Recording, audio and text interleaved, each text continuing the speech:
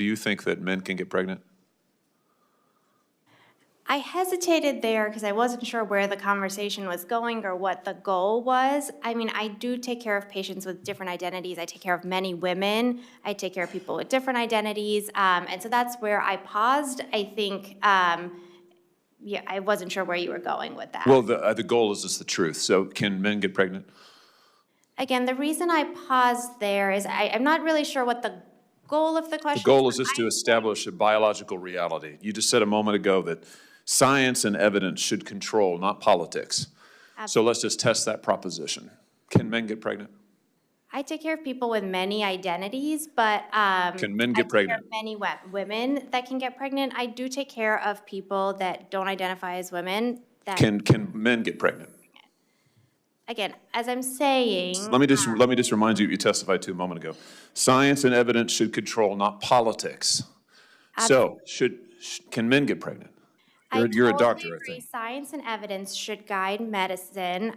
Do science and evidence tell us that men can get pregnant? Biological men, can they get pregnant? I also think yes/no questions like this are a political tool. And no, yes/no questions are about the truth, doctor. Let's not make a mockery of this proceeding. This is about science and evidence, and I'm asking you. You know, the United States Supreme Court just heard arguments yesterday at great length on this question. This is not a hypothetical question. This is not theoretical. It affects real people in their real lives. And you're here as an expert, called by the other side as an expert, and you've been telling us that you follow, right, you're a doctor, and you follow the science and the evidence. So I just want to know, based on the science, can men get pregnant? That's a yes or no question. It really is, I think. I think you're trying to reduce the complexity of a lot. I'm not. I'm trying to get, it's not complex. I'm trying to get to an answer, and I'm trying to test, frankly, your veracity as a medical professional and as a scientist. Can men get pregnant? I think you're also conflating this is extraordinary. Male with no, I'm not conflating male and female. They're two different things. There's biological men and there's biological women. And I want to know, can men get pregnant? What you were talking about is biological. You're not going to answer my question. Biological males. This isn't hard, doctor. Can men get pregnant? Yes or no? Again, I would be more than happy to have a conversation with you that is not coming from a place of trying to be polarized and push. I'm not trying to be polarizing. I'm trying to ask, I think it is extraordinary that we are here in a hearing about science and about women. And for the record, it's women who get pregnant, not men.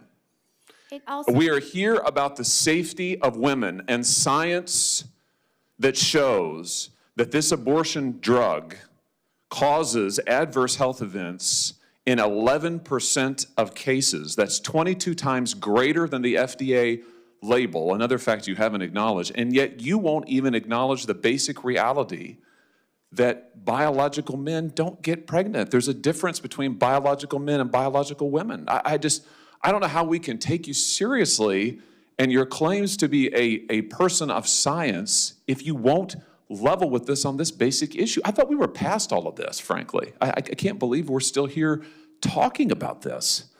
I am a person of science, and I'm also someone here who's here to represent the complex experiences of my patients, and I don't think polarized language or questions serve that goal. I don't think they serve the American people. It is not polarizing to say that there is a scientific difference between men and women, and I want this to be clear and for the record. It is not polarizing to say that women are a biological reality and should be treated and protected as such. That is not polarizing, that is truth. It is also, by the way, the United States Constitution, which offers unique protections to women in a variety of circumstances as women. And your refusal to recognize women as women and men as men is deeply corrosive to science, to public trust, and yes, to constitutional protections for women as women. And I think it's extraordinary that you would sit here and advance a political agenda that has been thoroughly discredited and rejected by the American people in this forum. And I'm glad we had this exchange because it is exceptionally clarifying. It is also in many ways quite depressing.